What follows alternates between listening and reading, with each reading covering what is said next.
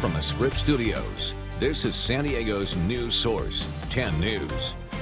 It does make me nervous now about where I live, Neighbors in Lemon Grove tonight being extra vigilant after a woman was sexually assaulted in a carport next to someone's home. It happened along a main thoroughfare just after 9 last night. 10 News reporter Candace Crone is live in Lemon Grove. Candace, the man suspected of sexually assaulting this woman still hasn't been arrested. That's right. Candace Crone, 10 News. Candace, thank you. Tonight, a tragic accident in Ramona where a child somehow wandered into a neighbor's backyard and drowned in their pool. It happened on Swartz Canyon Road near Watt Road. Investigators say the person who owns the home heard her dog barking and went to the backyard to see what was going on. That is when she discovered the 4-year-old child in the pool. The homeowner and emergency crews tried to revive the boy, but he did not survive. So tragic. But tonight, the Pentagon and Department of Defense are investigating a terror threat posted online against members of the U.S. military, a group connected to ISIS, calling for attacks on our troops. It appears to be nothing short of a hit list that today reportedly led to the evacuation of a U.S. military base in the south of the country. Today, the United Nations Security Council called for an emergency meeting to discuss the situation in Yemen. The council will hold a closed session tomorrow afternoon.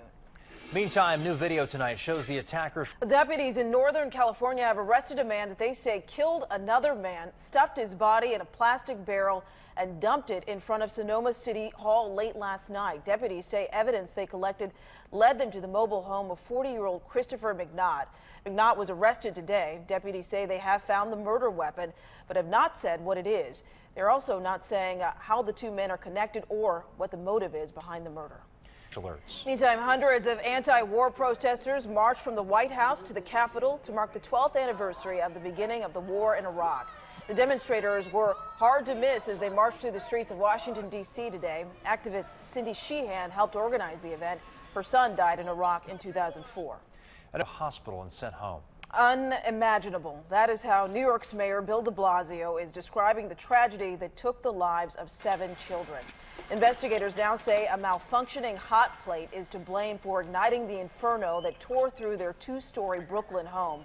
4 boys and 3 girls, siblings ranging in age from 5 to 16, were in bedrooms upstairs when the unattended hot plate sparked the fire that swept through the house. You can literally see what was a home for a large and strong family, and now it is wiped out.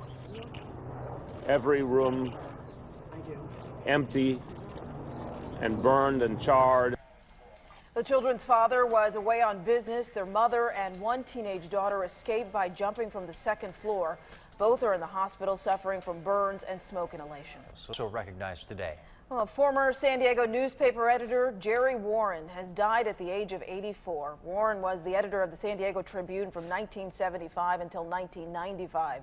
The paper merged to become the UT during his time there. Warren also served as press secretary for the Nixon and Ford administrations. Warren died Friday in Arlington, Virginia. Well, 2 police officers are sharing their story about saving a pregnant woman who was brutally attacked. I looked at her for just a short moment, and I actually had to walk out for a second. They described the woman's strength that got her through that unspeakable crime.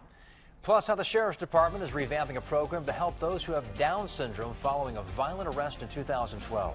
And why a reporter whose profanity-laced resignation on live TV went viral is in trouble with the law. And child abuse, possibly more. Well, at least 7 homes were damaged or destroyed by a powerful gas explosion in Ohio today. This is what is left of one house in Columbus.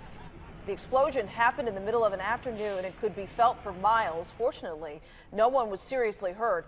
Investigators are still trying to figure out what caused the explosion. Well, a former reporter who infamously quit her job on live TV to bring attention to legalizing marijuana. She could be in hot water with police for selling pot. You may remember this clip of Charlotte Green using profanity and leaving her job live on air. It went viral last year. Yesterday, police in Anchorage, Alaska raided Green's cannabis club, removing boxes, bags, and cars. It's legal to use marijuana recreationally in Alaska, but police got reports that Green's cannabis club was selling the drug, which is against the law. City leaders say they want the club shut down. I mean, she might be selling some cannabis on the side, but that's really the only thing she's out to do is make a name for herself. So be happy when she leaves the state and go plays with Snoop Dogg and her friends, because she'll be better suited for that than our little neighborhood here in Alaska. Okay, well, police say they have made no arrests at this point, but the investigation is ongoing. It's like middle school when it tipped over. Well, California's ongoing drought is costing you on your power bill. Energy officials say that record low snowpack means state dams will generate less hydroelectricity, and that means utility companies have to use more fossil fuel and import power from other states. Analysts say Californians have already paid $1.4 billion more for power thanks to the falling snowpack, and that will only increase. Fire investigators are trying to figure out what sparked a massive warehouse fire in El Cajon. We first brought you this story as breaking news this morning. A 10 News viewer sent us this video of the aftermath. You can see the flashing lights and black smoke billowing over the area. Fire broke out right around 1:30 this morning in a vacant commercial building on South Marshall Avenue. No one was hurt. As March Madness gets underway, President Obama is weighing in on the debate over whether college athletes should get paid. The commander-in-chief says no. In an interview with the Huffington Post released today, the president says paying college athletes could create bidding wars over top players and will, quote, ruin the sense of college sports.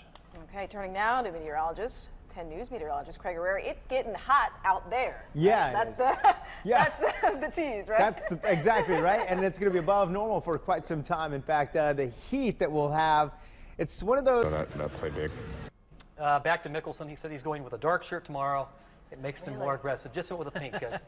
I love the shirt, the color. That's, coral is a good color. Is that what you coral? No. Coral, okay, yes. It's coral. I thought it was pink. No, it's like a coral. You guys are always, I know. I try to tell you guys. You got to be in a good mood to wear pink. Yeah. You know? It's a real man to wear. It feels in a good mood these days. And I love pink. Okay. Thanks. Well, a big debut in a unique way. The live stream of a new baby giraffe. That's up next on World News Tonight. We'll be right back.